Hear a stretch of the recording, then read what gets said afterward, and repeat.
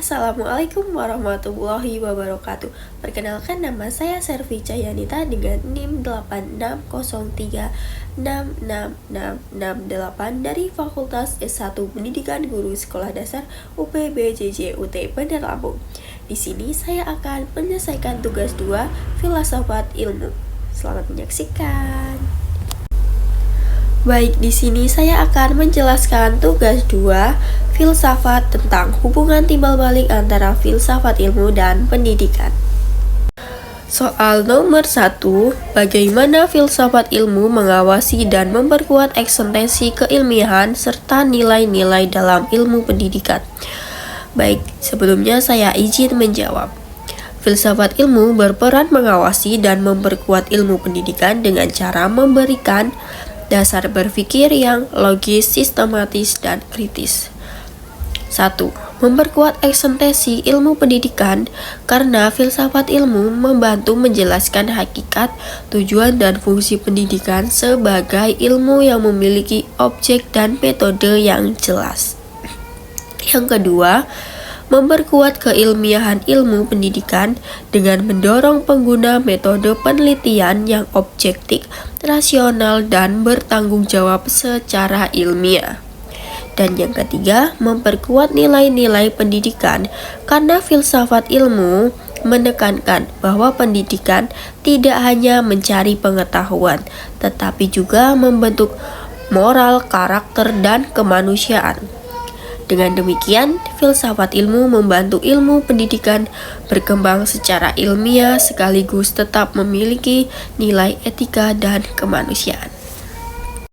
Soal nomor 2, bagaimana pendidikan yang bermakna dan bernilai turut memperkuat perkembangan filsafat ilmu? Baik, saya akan menjawab. Pendidikan yang bermakna dan bernilai dapat memperkuat perkembangan filsafat ilmu karena pendidikan tidak hanya menekankan penguasaan pengetahuan, tetapi juga melatih cara berpikir kritis, logis, dan reflektif. Melalui pendidikan, manusia belajar mempertanyakan kebenaran, mencari solusi, dan memahami nilai-nilai kehidupan. Hal tersebut mendorong berkembangnya filsafat ilmu dan mengkaji hakikat ilmu, cara memperoleh ilmu, dan manfaat ilmu bagi kehidupan.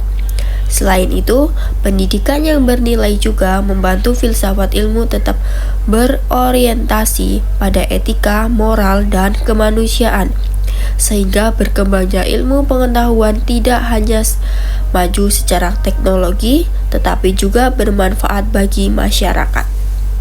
Soal nomor 3, mengapa filsafat ilmu dapat disebut sebagai pisau analisis ontologi, epistemologi, aksiologi dalam membedah persoalan-persoalan pendidikan? Baik, saya izin menjawab. Filsafat ilmu disebut sebagai pisau analisis dalam pendidikan karena membantu memahami dan mengkaji masalah pendidikan secara mendalam melalui 3 landasan utama, yaitu yang ke-1, ontologi, membahas hakikat pendidikan seperti apa tujuan pendidikan, siapa peserta pendidikan, dan apa yang dipelajari.